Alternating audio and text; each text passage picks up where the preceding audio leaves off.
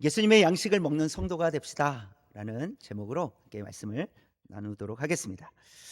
여러분은 어떤 힘으로 살아가고 계십니까? 무엇으로부터 힘을 얻어서 여러분 또 살아가고 계십니까? 사람은 보통 이렇게 얘기하죠. 밥심으로 삽니다. 이렇게 하죠. 밥심으로. 그러니까 밥을 잘 먹는 것 유익한 것입니다. 그러니까 우리가 아프면 식사를 잘 못하잖아요. 그럼 힘이 더 없어지잖아요. 그러니까 밥심으로 사는 건 맞죠. 그러나 하나님께서는 이렇게 말씀하셨습니다. 사람이 떡으로만 살 것이 아니요. 이렇게 말씀을 하셨어요. 예수님도 그 하나님의 말씀을 가지고 동일하게 말씀을 하셨습니다. 사람이 떡으로만 살 것이 아니다. 이런 말씀을 예수님도 하셨어요. 예수님은 밥보다 더 근본적인 무엇이 있다, 무언가가 있다. 이 말씀을 우리에게 들려주십니다. 오늘 본문에서 예수님은 제자들에게 말씀을 하십니다. 32절에 보니까 처음부터 시작. 이르시되 내게는 너희가 알지 못하는 먹을 양식이 있느니라. 이렇게 말씀하시는 거예요. 지금 제자들이 양식을 구해 왔는데 예수님께서 너희가 알지 못하는 이 먹을 양식이 있다. 이렇게 말씀하시는 거예요. 제자들은 어리둥절했죠. 아니, 누가 잡수실 것을 가져다 드렸지? 이런 이야기를 합니다. 그러나 예수님은 제자들이 생각하는 것과 차원이 다른, 전혀 다른 차원의 이야기를 해 주고 계시는 거예요. 이 짧은 대화 속에서 우리는 이 신앙의 가장 본질적인 질문이 숨어 있다는 것을 확인할 수 있습니다. 이런 거예요. 나의 에너지의 원천은 어디로부터 오는가?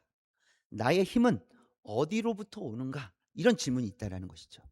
나는 어떤 힘을 가지고 어디로부터 오는 그 근본적인 힘을 가지고 살아내고 있는가? 살아가고 있는가? 살아가기를 힘쓰고 있는가? 이런 질문입니다. 오늘 말씀을 통해 예수님께서 우리에게 주시는 말씀을 함께 살펴보도록 하겠습니다. 우리 세 가지인데요. 첫 번째, 시작. 사람이 떡으로만 살 수 없습니다. 예수님이 사마리아 여인과 이 대화하시는 동안에 제자들은 마을로 들어갔고 먹을 것을 사 오기로 했습니다. 그리고 그들이 돌아왔을 때 예수님은 어디 앉아 계셨어요? 우물가에 앉아 계셨어요. 제자들의 눈에 보기에 예수님은 어떻게 보이셨을까요? 우물가에 앉아 계신 그 예수님, 아유 배가 많이 고프신가 보다. 아이고 지쳐 계시네. 아마 이런 눈이었을 거예요. 이렇게 바라보고 있었을 거예요. 그래서 가자마자 한 이야기가 무엇입니까? 랍비여 잡수소서 이렇게 얘기하는 거예요. 여러분 제자들의 행동은 잘못된 것이 없습니다. 너무 지극히 당연한 행동이었죠. 그리고 오히려 아름다운 배려라고 할 수 있습니다. 그렇죠? 예수님을 보니까 예수님 너무 배가 고파 보이셔. 빨리 가서 가져다 드려야 되겠다. 이런 마음이었죠. 그런데 예수님은 이 순간을 놓치지 않고 제자들에게 필요한 말씀을 해 주시는데요. 32절 붉은 글씨 시작. 너희가 알지 못하는 이렇게 말씀하세요. 너희가 알지 못하는 먹을 양식이 있다. 이렇게 말씀하세요. 제자들은 예수님과 함께 동행하고 있었지만 그들은 예수님이 무엇으로 사시는지 아직 알지 못했다라는 거예요. 그래서 예수님께서 표현하시는 거예요. 너희가 알지 못하는 내 양식이 있다. 그러니까 제자들은 예수님을 따라다니고 있었지만 예수님께서 행하신 일들도 보았지만 여전히 예수님이 어떤 양식을 드시고 계시는지 몰랐다는 것을 말씀해 줍니다. 즉 예수님의 에너지의 원천, 어떤 힘으로 예수님께서 사시는지, 그리고 예수님 내면 깊은 곳에서 끓어오르는 그 생명력이 무엇인지 제자들은 아직 이해하지 못했다. 깨닫지 못했다는 것을 말씀해 줍니다. 여러분 우리도 솔직하게 물어야 됩니다. 나는 무엇으로 살고 있는가? 나는 어떤 힘으로 살고 있는가? 우리가 믿음으로 살아가는 이 에너지의 원천은 어디로부터 오는 것인가? 내가 믿음으로 살아갈 때 내가 그 믿음으로 살아가는 그 힘이 어디로부터 오는 힘을 가지고 내가 살아내는가? 어떤 사람들은요, 인정받는 것이라고 합니다. 인정받을 때 힘이 생긴다는 거예요. 그래서 누군가가 나의 수고를 알아봐 줄 때, 그리고 나의 헌신을 통해 칭찬받았을 때 막 힘이 생기는 거예요. 이야, 너무 신나. 그러면 어떻게 하겠습니까? 더 인정받기 위해서 살아간다는 것이죠. 그러나 여러분, 인정받지 못하게 되면 어떻게 되겠습니까? 금방 무너지게 된다는 거예요. 이게 문제죠. 교회에서 수년간 섬겼는데 아무도 알아주지 않는다고 생각을 하면, 그렇게 느껴진다면 너무 섭섭해질 거예요. 나는 인정받아야지 힘이 생기는데 인정을 못 받으니까. 왜 그렇습니까? 이것은 인정이 양식이기 때문에 그래요. 인정을 먹어야 된다고 생각하기 때문에 그래요. 그래서 인정이 필요한 거예요. 또 어떤 사람은 좋은 결과를 먹고 사는 사람이 있습니다. 전도가 되고 막 사역이 막 성장하고 숫자가 막 늘어날 때 부흥해져 갈 때 살아있는 느낌이 막 드는 거예요. 그러나 그렇지 않을 때도 있잖아요. 그렇지 않을 때 아무리 씨를 뿌려도 열매가 맺혀지지 않을 때 기도해도 응답이 없을 때 그럼 어떻게 해야 됩니까? 기쁨이 사라지는 거예요. 막 부흥하고 막 이렇게 성장하고 뭔가 변화가 막 있고 이럴 때는 막 기쁨이 있어요. 근데 그것이 없으면 기쁨이 사라진다는 것이죠. 특히 이 목회자와 또 리더들이 자주 이런 모습이 나타나곤 합니다. 그걸 기대하니까 기도할 수밖에 없죠. 또 어떤 분들은 열정적인 어떤 감정을 먹고 삽니다. 그래서 뜨거운 예배 이 체험인 거예요. 오늘 예배가 너무 뜨거워. 여기에 막 살아나는 거예요. 또 막 가슴을 울리는 말씀, 감동의 말씀이 막 들려졌을 때, 야, 그래, 말씀은 이래야 되지. 죄송해요. 그런 말씀 못 전해 가지고 제가 어, 말씀은 그래야 되지. 막 불타오르게 하는 거예요. 근데 여러분, 이것도 문제가 영적 건조함이 찾아오고 기도에도 공허하게 느껴지고 예배가 그냥 의무처럼 여겨질 때 어떻게 되겠습니까? 믿음이 식었다고 생각하는 거예요. 믿음이 식지 않았음에도 불구하고 그런 외부적인 환경 때문에 믿음이 식었다고 생각하기도 합니다. 여러분 그렇다고 인정을 받고 좋은 결과가 있고 또 어떤 이게 좀 감동적인 것들이 나쁜 것들이 아닙니다. 있으면 우리에게 좋은 거예요. 유익합니다. 나쁜 것들은 아닙니다. 그런데 문제는 이런 거예요. 그것이 에너지의 원천으로 삼았을 때 문제가 생긴다는 거예요. 그것을 내가 먹어야 된다고 생각했을 때 먹지 못할 때는 어떻게 하겠냐는 거예요. 먹을 때는 좋겠지만 먹지 못할 때는 그 기쁨을 잃어버리게 된다는 거예요. 아무것도 할 수 없게 된다는 것이죠. 그리고 신앙이 불안정해지기 시작하는 거예요. 믿음이 없어진다고 생각한다는 것이죠. 제자들이 예수님께 음식을 권했을 때 예수님은 이렇게 말씀하십니다. 너희가 알지 못하는 양식이 있다. 이렇게 말씀하세요. 너희가 알지 못하는 양식이 있다. 이 말씀은 무엇이냐면 너희가 지금 나에게 주려는 것 그것이 내가 내 삶의 에너지의 원천이 아니다. 이렇게 말씀하시는 거예요. 내가 그걸 먹고 힘내는 것이 아니라 내 양식은 따로 있다. 그것 때문에 내가 힘이 난다. 이렇게 말씀하시는 거예요. 복음서에서 보면 제자들이 했던 말 중에 이 오병이어 사건 때 이런 이야기를 합니다. 이 많은 사람들을 먹일 양식이 없습니다. 이렇게 얘기해요. 제자들이 이 많은 사람들 어떻게 먹입니까? 우리에게는 이 많은 사람들을 먹일 양식이 없습니다. 이렇게 얘기해요. 그 말은 제자들은 떡이 없으면 사역이 불가능합니다. 라는 의미로 얘기하는 거예요. 떡이 있어야만 사역이 가능하다는 것이죠. 이런 인간적인 생각을 제자들은 자주 했습니다.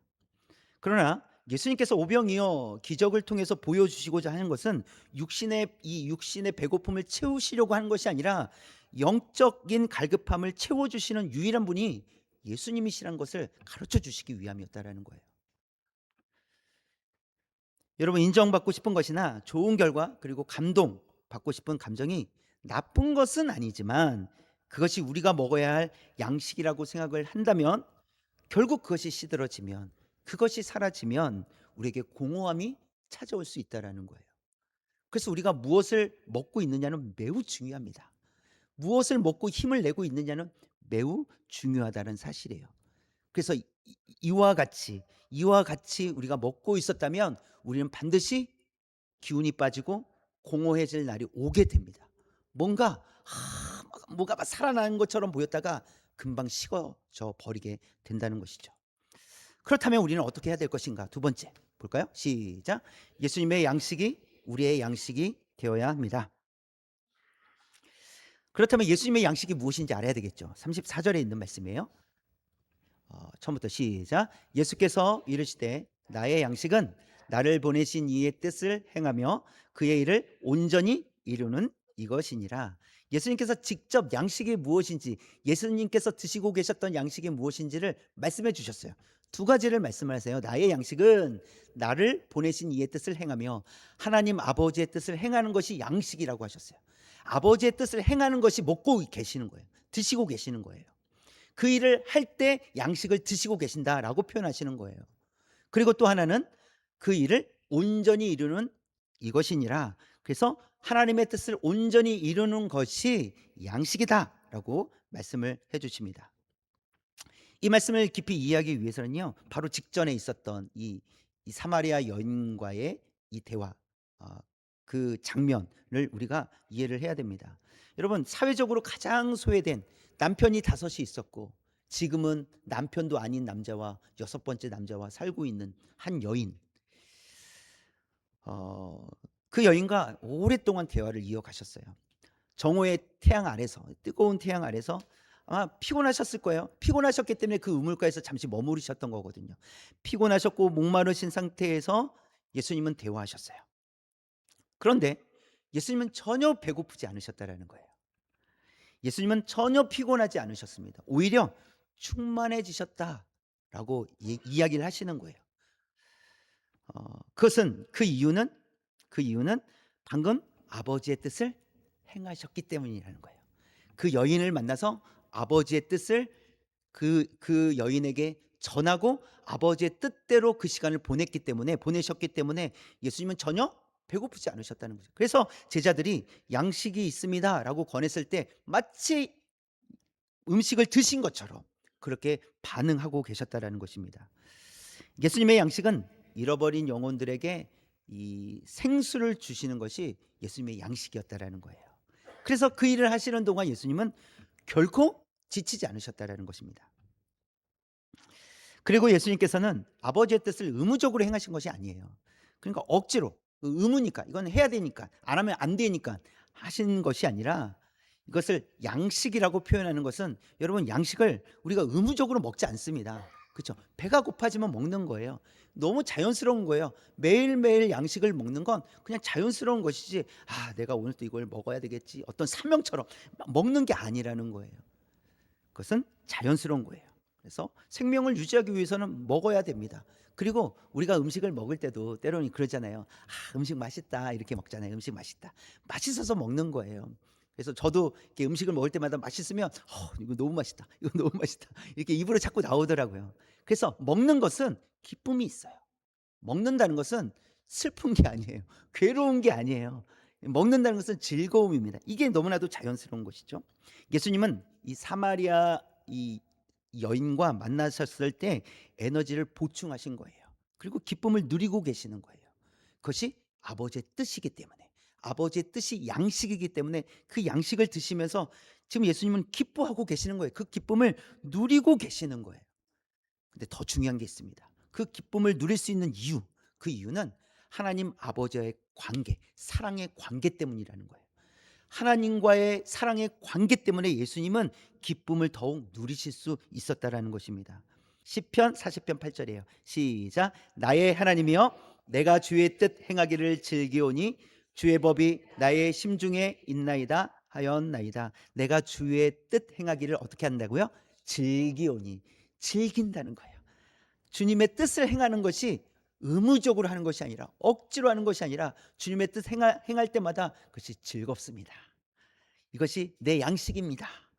이런 고백을 가지고 지금 이 시인은 고백하고 있습니다. 예수님은 이 시편 말씀을 자신의 삶으로 살아내셨습니다. 주님의 뜻, 하나님의 뜻을 행하실 때마다 이것이 저의 양식입니다. 이것 때문에 제가 힘을 얻습니다. 이것 때문에 지치는 것이 아니라 이것을 먹기 때문에 힘이 더욱 납니다. 라고 예수님께서 말씀하시는 거예요. 그리고 두 번째 표현인 첫 번째는 하나님의 뜻을 하나님 아버지의 뜻을 이루는 것이었는데 행하는 것이었는데 두 번째는 그의 일을 온전히 이루는 것이 양식이라고 하신 거예요. 요한복음 마지막 부분에 보면 19장에서 예수님께서 이렇게 말씀하세요. 십자가 위에서 다 이루었다 이렇게 말씀하세요. 그래서 이 요한복음 4장에서 아버지의 뜻을 이루는 것, 온전히 이루는 것이라고 시작을 하세요. 그러니까 아직은 온전히 이루시지 못한 단계예요. 그러나 예수님은 19장에서 보니까 다 이루었다 이렇게 말씀하세요. 그러니까 예수님께서 말씀하시는 것은 아버지의 뜻이 온전히 이루어지는 거예요. 완전히 이루어지는 거예요. 그것을 예수님께서 말씀하신 거예요. 그래서 예수님의 삶은 어디를 향하고 있었습니까? 십자가를 향하는 거였어요. 십자가를 거부하는 것이 아니라 십자가를 지고 가시는 것이 아버지의 뜻을 온전히 이루시는 것임을 아셨다라는 것이죠. 그리고 그 십자가로 인하여서 하나님과 우리의 관계, 이 죄로 인하여 끊어진 관계를 예수님께서 십자가로 회복시켜 주셨다라는 거예요. 이것이 예수님의 양식이었다. 이것이 예수님의 양식이라고 그렇게 제자들에게 말씀해 주고 계시는 것입니다. 예수님은 사람들이 인정해 주지 않고 무시하기도 하는 별 볼 일 없어 보이는 사역에도 그것이 양식이었기 때문에 온전히 이루어 가신 줄 믿습니다. 유대인들은 사마리아 사람들을 거들떠 보지도 않았어요. 짐승 취급합니다. 상종도 하지 않았습니다. 그러나 그렇게 유대인들이 사마리아인들을 그렇게 바라보고 있었을 때 예수님은 그들에게 복음을 전하셨다는 거예요. 그들에게 구원을 베푸셨다라는 사실입니다. 그래서 예수님은 그것 때문에 지치지 않으셨다는 거예요. 다른 사람이 어떻게 생각하든 그것이 하나님의 뜻이고 하나님의 뜻을 이루는 것이라면 예수님은 그 일로 인해 기뻐하셨다는 것을 말씀해 줍니다. 이제 35절에서 예수님께서 제자들에게 말씀하세요. 붉은 글씨 시작. 너희 눈을 들어 밭을 보라. 휘어져 추수하게 되었도다. 이것은요 그냥 어떤 공간에 들어오셔가지고 그냥 이론적으로 말씀하신 것이 아니에요. 지금 우물가잖아요. 그렇죠? 사마리아 지역이고 우물가였어요.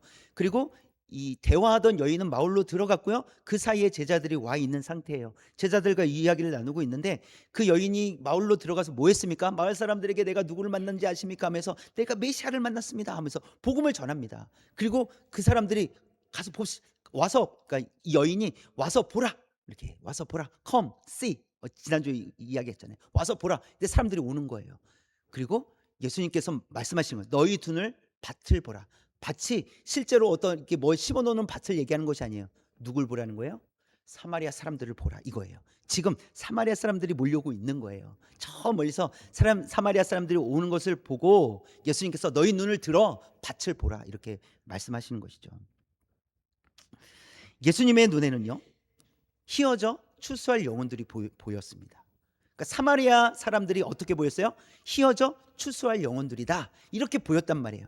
그런데 제자들의 눈에는 어떻게 보였을까요? 사마리아 사람으로 보인 거예요.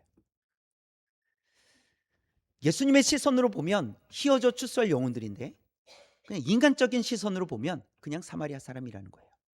사마리아 사람은 방금 전에도 말씀드렸듯이 유대인들은 사마리아 사람들은 상종도 안 했어요. 아마 제자들은 저 사람들 여기 왜 오지? 이러고 있었을 거예요. 예수님은 밭을 보라, 저들을 보라, 휘어져 추수하게 되었도다. 추수할 영혼들이다 이렇게 말씀을 하신 겁니다. 여러분 예수님의 양식을 먹는다는 것은 이겁니다. 예수님의 양식을 먹을 때 우리의 시선도 바뀌게 될 줄 믿습니다. 우리에게 솔직한 질문이 필요합니다. 나는 어떻게 하면 이 양식을 먹을 수 있을까? 이게 필요해요. 나는 어떻게 하면 이 양식을 먹지? 이것은 단순히 의지와 결단의 문제가 아닙니다. 내가 먹어야지, 내가 먹고 말 거야, 이런 의지, 결단의 문제가 아니라는 거예요. 34절에서 하신 말씀은 나를 보내신 이의 뜻이라고 예수님께서 말씀하세요. 누구 때문에 이 일을 하신다는 거예요? 예수님 자신을 보내신 분 바로 하나님 때문이라는 거예요. 그 말은 하나님과의 깊은 관계 때문이라는 거예요. 그 관계 때문에 예수님은 지금 하나님의 뜻이라는 양식을 드시는 거예요. 하나님의 뜻이 온전히 이루어지기를 원하시면서 그 양식을 드시고 계시는 거예요. 그래서 그 사랑의 관계 때문에, 그 신뢰의 관계 때문에 예수님은 지금 부담스러워 하시면서 양식을 드시는 것이 아니라 기쁨으로 그 일을 감당하고 계시다라는 사실입니다. 이제 우리에게 말씀하시는 거예요. 38절 붉은 글씨 시작. 내가 너희로 노력하지 아니한 것을 거두러 보내었노니. 예수님은 하나님 아버지께로부터 보냄을 받으신 분이세요. 동시에 제자들을 보내시는 분이세요. 그 말은 예수님께서 하나님과 예수님과의 관계, 하나님 아버지와 독생자 예수 그리스도의 관계 속에 누구를 초대하시는 거예요? 저와 여러분을 초대해 주고 계시는 거예요. 그래서 뭘 누리게 하시는 거예요? 예수님께서 누리시는 기쁨을 누리게 하시는 거예요. 그래서 관계가 중요하다는 거예요. 일을 열심히 해라, 사역 열심히 해라가 아니라 관계가 중요하다. 하나님과의 사랑의 관계가 중요하다. 그래서 예수님은 초청하시는 거예요. 그리고 제자들을 보내시는다는 것이 너 사역해라가 아니라 너 하나님 아버지와 나의 관계 속에 너희도 들어와라. 그리고 내가 너희를 보낸다. 너희가 이 관계 속에 들어왔으니 너희도 기쁨을 누려라. 그 양식을 먹고 기쁨을 누려라. 이렇게 말씀하고 계십니다. 우리가 예수님을 사랑하고 신뢰하고 예수님과 연합할 때 우리가 예수님의 양식을 먹게 되고 예수님께서 보시는 곳을 보게 되고 예수님께서 누리시는 기쁨을 누리게 될 줄 믿습니다. 왜요? 우리를 초청해 주셨으니까. 너희도 같이 누리자 이거예요. 같이 먹자. 그리고 같이 즐기자 이거예요. 같이 보자 이거예요. 내가 보는 것을 너도 봤으면 좋겠다. 내가 보는 시각으로 너도 볼 수 있었으면 좋겠다. 내가 너를 초청한다. 이리로 와라. 나와 아버지 하나님과의 관계 속에 너희도 들어와서 같이 누리자. 그러니 나를 사랑하고 너희들 사랑해. 너희도 나를 사랑해라. 그리고 함께 누리자. 아버지를 사랑하고 그 관계 때문에 아버지를 신뢰하기 때문에 함께 누리자라고 말씀하십니다. 여러분 어떻게 하시겠습니까? 우리가 양식을 바꿔야 되지 않겠습니까? 우리가 예수님이 드시는 그 양식을 먹을 수 있기를 원합니다. 그래서 세 번째 보시면 시작. 우리의 양식을 바꿉시다. 우리 양식을 바꿔야 된다는 거예요. 우리가 그동안 먹었던 양식은 인정받는 거였어요. 뭔가 좋은 결과였어요. 어떤 감동적인 것, 내 마음을 막 움직이는 그런 것이 양식이었다면 양식을 바꾸자는 거예요. 예수님께서 드신 양식으로 바꾸자는 거예요. 하나님의 뜻을 행하는 것, 그분의 뜻을 온전히 이루어지기까지 살아가는 것, 그것이 양식이 되도록 바꾸자는 거예요. 38절에서 예수님은 제자들에게 마지막으로 말씀을 하십니다. 붉은 것이 시작. 다른 사람들은 노력하였고 너희는 그들이 노력한 것에 참여하였느니라. 이 제자들이 사마리아에서 복음의 첫 열매를 거두게 됩니다. 예수님과 함께. 그렇죠? 이 사마리아 여인 때문에 그 여인이 마을로 들어가서 사람들을 데리고 갔는데 그 사람들을 믿기 시작하는 거예요. 그러니까 열매를 맺기 시작을 합니다. 그걸 보았어요. 그런데요, 예수님은 이 열매는 오랜 세월 동안 눈물로 수고하고 눈물로 씨 뿌린 자들이 있었기 때문에 가능한 것이다 라고 말씀해 주시는 거예요. 그러니까 지금 열매를 맺는 건 이미 앞서서 씨를 뿌린 사람들, 땀 흘렸던 사람들, 수고하고 눈물 흘렸던 그 사람들 때문에 우리가 지금 열매를 맺는다, 열매를 거둔다 이렇게 말씀하시는 거예요. 그러면 그들이 누구겠습니까? 수많은 선지자들, 그리고 열매를 보지 못한 채 순교한 많은 순교자들이라고 할 수 있습니다. 그리고 제자들은 그들이 수고한 땅 위에 서 있는 거예요. 내가 다 잘해서 열매를 얻는 것이 아니라 내가 지금 열매를 얻고 있다면 그것은 이미 앞서서 수고한 분들, 눈물 흘려 땀 흘렸던 분들, 그분들이 계셨기 때문에 우리가 열매를 얻고 있다라는 사실입니다. 여러분 우리에게 주시는 교훈이 무엇입니까? 두 가지를 생각을 해보면 첫 번째는 나의 신앙은 나 혼자만의 결실이 아니라는 거예요. 내가 잘해서 좋은 신앙을 가진 게 아니라는 거예요. 때로는 부모님의 기도가 나를 성장하게끔 해주시는 거예요. 부모님의 기도가 있었기 때문에 내가 이렇게 살아갈 수 있는 거예요. 또 교회 공동체를 생각을 해보면 묵묵히 오랜 세월 동안 교회 안에서 보이지 않는 곳에서 섬기셨던 성도님들이 계셨기 때문에 내가 평안히 예배드리고 안전하게 예배드리고 이렇게 하나님을 찾고 할 수 있는 것이죠. 그리고 그들이 수고했던 곳을 우리는 들어오게 된 거예요. 물론 들어와 라고 말하진 않았지만 우린 자연스럽게 그분들이 수고했던 그 공간 안에 들어와서 우리가 누리고 있는 것입니다. 여러분 오랜 시간 수고하신 분들을 인정해드리고 존경하는 마음이 필요합니다. 존경해드려야 돼요. 때로는요, 아니 뭐 옛날 이야기를 자꾸 하셔 이럴 수 있어요.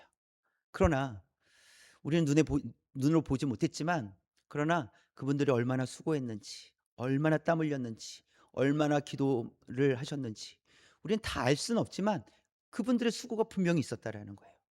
그분들의 수고를 인정해주고 그걸 존경하는 마음을 갖는 거예요. 그럴 때 겸손해질 수 있어요. 내가 한 게 아니라 나는 그분들이 한 것을 가지고 지금 누리고 있다라는 거예요. 그래서 두 번째 교훈은 무엇이냐면 내가 뿌리는 씨는 반드시 의미가 있다라는 거예요. 그래서 과거에 그렇게 씨를 뿌렸던 분들에 의해서 우리가 지금 열매를 맺고 있는 것을 보게 된다면 지금 우리는 또 씨앗을 뿌려야 된다는 거예요. 그런데 우리가 뿌리는 씨앗이 열매로 드러나지 않을 때가 있어요. 우리는 못 볼 수 있어요. 그 열매를 보지 못할 수 있어요. 그러나 헛되지 않는다는 겁니다. 그래서 그런 의미에서 뿌리는 자와 거두는 자가 함께 기뻐한다는 거예요. 물론 뿌리는 자는 직접 볼 수는 없지만 그러나 이미 믿음으로 하나님께서 은혜를 베풀어 주실 것을, 열매 맺게 하실 것을 믿고 기쁨으로 뿌리는 것이죠. 그랬을 때 그 기쁨으로 뿌렸던 그 기쁨을 우리가 열매를 거둬들이며 그 기쁨을 누리게 된다는 사실입니다. 또 앞으로 미래에 우리의 후배들, 우리 후손들이 그렇게 기쁨으로 거둬들이게 될 줄 믿습니다. 이제 예수님은 제자들에게 무엇을 말씀하십니까? 눈을 들어 밭을 보라, 이렇게 말씀하세요. 우리의 가정, 직장, 학교, 삶의 현장, 휘어져 추수할 영혼들이 분명히 있을 것입니다. 그들 중에는 영적 목마름이 있고, 이 사마리아 여인처럼 또 생수를 맛보지 못한 사람들이 분명히 있어요. 예수님은 그들을 향해서 가셨고, 그렇기 때문에 사마리아를 우회하지 않고 사마리아를 통과해서 가셨다라는 거예요. 가장 큰 이유는 그곳에 휘어져 추수할 영혼들이 있었기 때문이라는 거예요. 그 이유 때문에 우회해서 피해가지 않으시고 그 길로 가셨다는 것입니다. 여러분, 우리도 우회하고 싶은 사람들 있어요. 우회하고 싶은 사람들 있어요. 저 사람은 내가 안 만났으면 좋겠다. 저 사람한테는 내가 좀 그런 얘기 안 했으면 좋겠다. 좀 우회하고 싶은. 그 사람이 참 어려워, 힘들어. 그럴 수 있겠습니다. 얘기해도 변할 것 같지도 않고 그런 사람이 있을 수 있죠. 그러나 우리는 인간적인 눈으로 바라보지 않고 예수님의 눈으로 바라볼 수 있길 원합니다. 그것은 뭐 의도적으로 내가 바라봐야지 이래서 되는 것이 아니라, 말씀드렸듯이 예수님의 양식을 먹을 때 시선이 바뀝니다. 하나님의 뜻을 행하는 것이 양식이라고, 또 하나님의 뜻이 온전히 이루어지는 것을 양식으로 여기며 먹고 있을 때 우리의 시선이 바뀔 줄 믿습니다. 그래서 예수님처럼 때로는 우회하지 않고, 유대인들은 항상 대부분 우회해서 갔단 말이에요. 근데 예수님은 그렇게 옆으로 우회하지 않고 그 길을 온전히 가셨습니다. 우리도 예수님의 양식을 먹는 성도가 될 수 있기 원합니다. 그래서 우리를 보내신 예수님의 뜻을 그래서 행하며 주님의 일을 온전히 이루어가는 삶이 저와 여러분의 삶이 될 수 있기를 원합니다. 여러분, 이제 양식을 좀 바꿔야 되지 않겠습니까? 저를 포함해서 우리는 인정받아야지 뭔가 되는 것 같고 뭔가 하는 것 같고 뭐 좋은 결과가 있어야지 뭔가 되는 것 같은데, 그것이 아니라 예수님의 양식을 먹을 때 우리는 지치지 않을 줄 믿습니다. 하나님의 뜻을 행할 때 우리는 지치지 않을 줄 믿습니다. 그렇게 살아갈 수 있는 저와 여러분 되시기를 주님의 이름으로 축원합니다.